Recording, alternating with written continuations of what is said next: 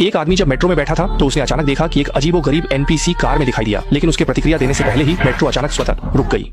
एक आदमी ने सोचा कि मेट्रो के अचानक रुकने के पीछे उस स्लग जैसे एनपीसी का हाथ है, तो उसने बिना सोचे समझे उससे शिकायत कर दी, पर इससे वह स्लग नाराज हो गया।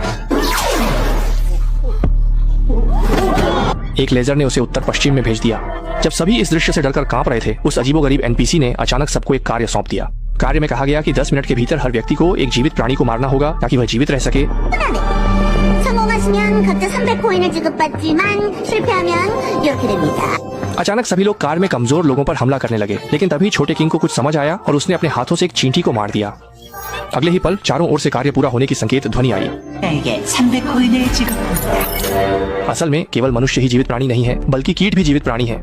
छोटे किंग ने सोचा था कि कीटों का उपयोग करके सभी जीवित रह सकते हैं, लेकिन उसने विपत्ति के समय में मानवता को कम करके आंका।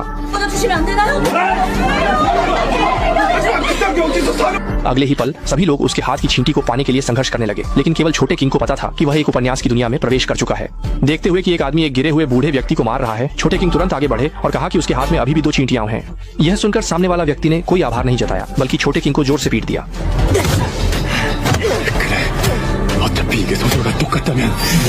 उपन्यास में लड़ाई की शक्ति बढ़ाने के लिए उन्नयन की आवश्यकता है। इस बात को ध्यान में रखते हुए छोटे किंग ने तुरंत 300 सोने के सिक्कों को शक्ति में बदल दिया, और जैसे कि अपेक्षित था, अगले ही पल वह व्यक्ति उसके एक मुक्के से कई मीटर दूर उड़ गया। लेकिन उसे यह बिल्कुल भी उम्मीद नहीं थी कि सामने वाले व्यक्ति के पास भयानक काले कौशल है, वह उसके सामने बिल्कुल भी टिक नहीं सका।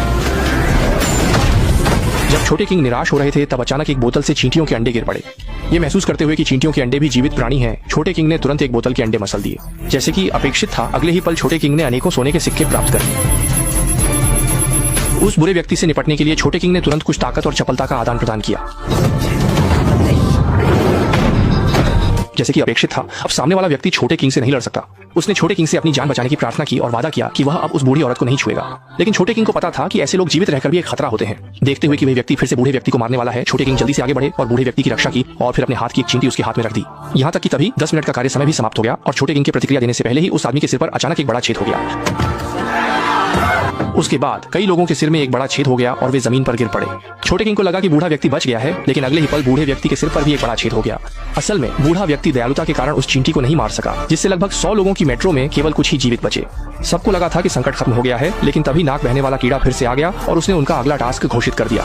야신 상장님들의 구원을 받을 수 있는 대구상을 정하는 시간을 가져볼게요. टांग की दिल की बात को समझे, उसने अभी तक खुद को नहीं बनाया है। मुझे आपके लिए एक उम्मीद भेजने दे, मीडा। तुम्हारा दोस्त मैं भी साथ भेज दूंगा। कोई नहीं जानता कि राशि चक्र क्या है और न ही यह कि पीछे का तारा क्या है, केवल छोटे किंग जो उपन्यास की कहानी को अच्छी तरह जानते हैं। राशि चक्र एक बाहरी ग्रह पर स्थित अस्तित्व है। वे विशेष रूप से पृथ्वी पर कार्य कर रहे मूर्ख मनुष्यों को देखते हैं और पीछे के तारे को चुनने का मतलब है कि सहायता प्राप्त की जा सकती है, लेकिन सहायता प्राप्त करने के लिए